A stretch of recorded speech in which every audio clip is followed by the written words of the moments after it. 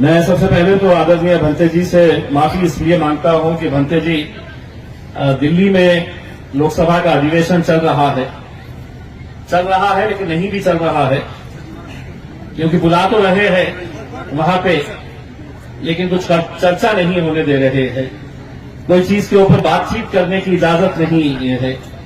क्योंकि कहीं ना कहीं अब हमें यह एहसास हो रहा है भंते जी, इस देश के अंदर लोकशाही खत्म हो रही है और एक हुकुमशाही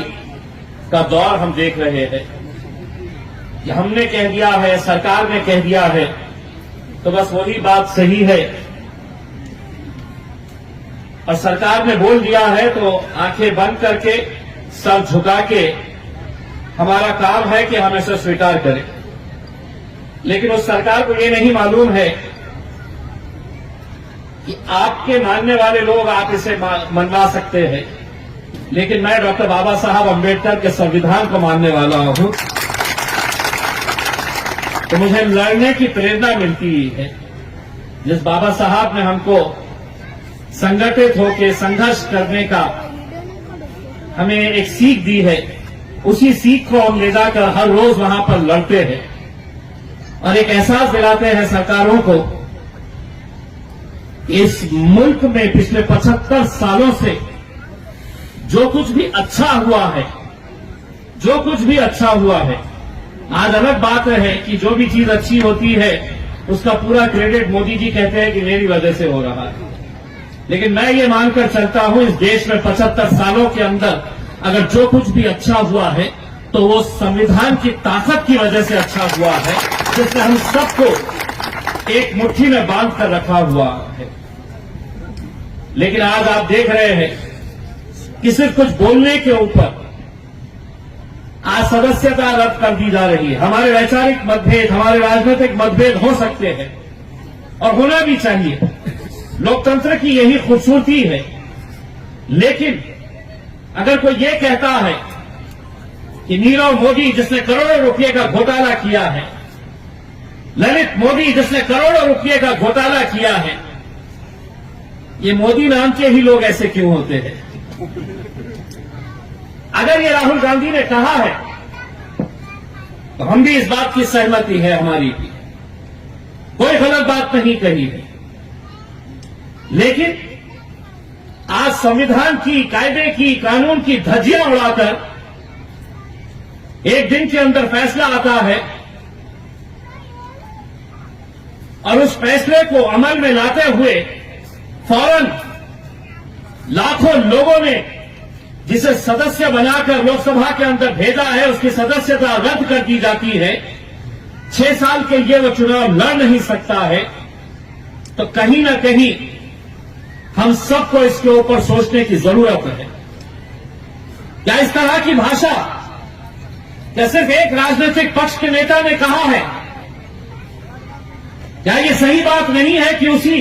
लोकसभा के अंदर रहने वाली साध्वी प्रज्ञा सिंह ने भरी सभा के अंदर ये कहा है, उन्होंने लोगों से, अपने मानने वालों से ये कहा है कि घर के अंदर हथियार रखो, छुरे चाकू रखो, क्योंकि तुम्हें इस्तेमाल करने का ये मौका आने वाला है। उनका एक मंत्री कहता है कि देश के गद्दारों को गोली मारो सालों को, ये भाषा का इस्तेमाल होता है और कोई भी इसके ऊपर हम विरोध करेंगे, क्योंकि हमें किसी एक राजनीतिक पक्ष को नहीं बचाना है बल्कि इस देश के संविधान को बचाने का वक्त आया है। जिस संविधान के बारे में खुलेआम ये कहा जा रहा है कि अब इसको बदलने का वक्त आया है। 2024 के अंदर मुझे मालूम है अगर गलती से यही सरकार हुकूमत के अंदर आ जाएगी तो सबसे पहले मैं अक्सर लोगों से ये कहता हूं कि अगर ये सोच रहे हैं, और मैं खास तौर से मेरे दलित भाइयों, अम्बेडकरी समाज को, बुद्धिस्ट समाज को ये पैगाम देना चाहता हूं, अगर तुम ये समझ रहे हैं कि निशाने के ऊपर तो इनके सिर्फ मुसलमान हैं, तो हम सबसे बड़ी गलती कर रहे हैं।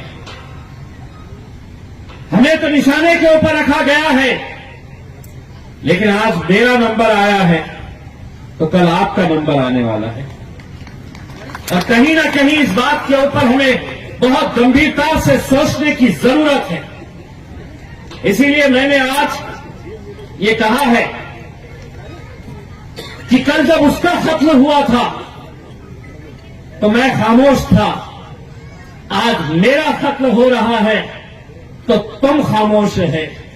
हो सकता है कि आज मेरा नंबर आया है, कल तुम्हारा भी नंबर आ सकता है। आज यहां पर यह आप लोगों का सौभाग्य है कि यहां पर समाज के धर्म गुरु आदरणीय भंते जी यहां पर बैठे हुए हैं। मुझे खुशी है कि इतनी तपती धूप के अंदर इतनी सारी महिलाएं, इतने सारे पुरुष यहां पर इकट्ठा हुए हैं, कुछ अच्छी बातें सुन रहे हैं।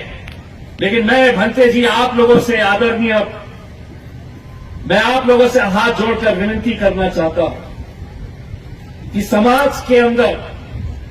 आप एक ऐसी एकता पैदा करिएगा, एक ऐसी एकता पैदा करिएगा, और वो एकता अगर पैदा हो जाती है तो उसका नतीजा क्या होता है वो आज आपके सामने खड़ा हुआ है। यह आप लोगों का आशीर्वाद था,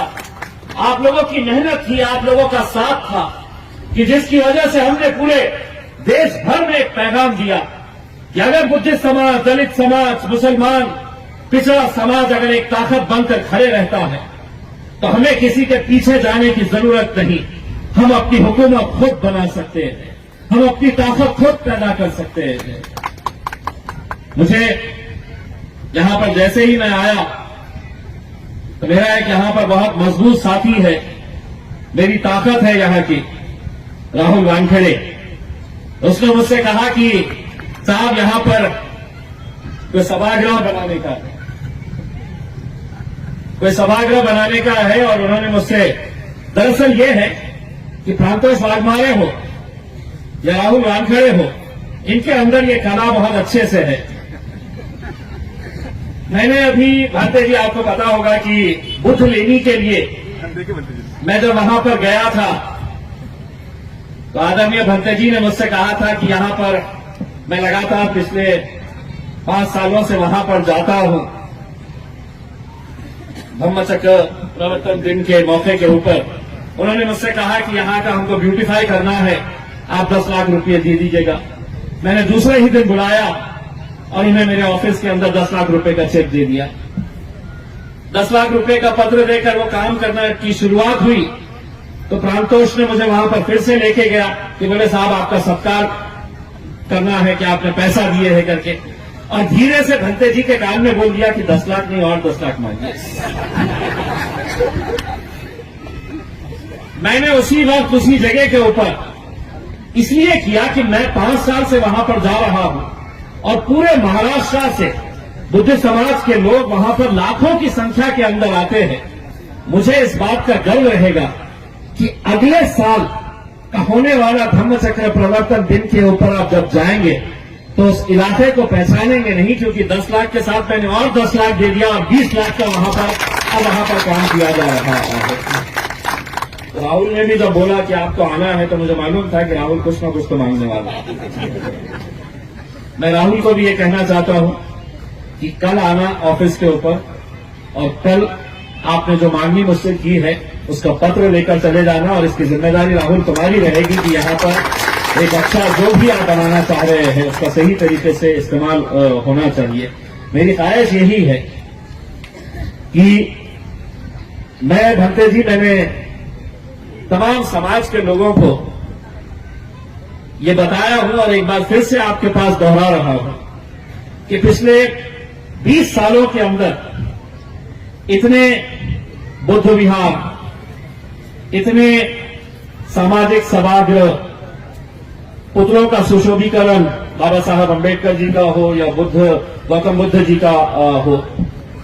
अभी मैंने कुछ दिन पहले एक सिडको में बुद्ध विहार है पवन नगर के अंदर, वहां पर एक कार्यक्रम के लिए मुझे बुलाया गया था और मुझे सबसे ज्यादा खुशी वहां पर इस वजह से हुई थी कि वहां पर उन्होंने मुझसे एक ऐसी मांग की थी कि मैं चाहता हूं कि जहां जहां पर भी आप लोग मुझे बुलाए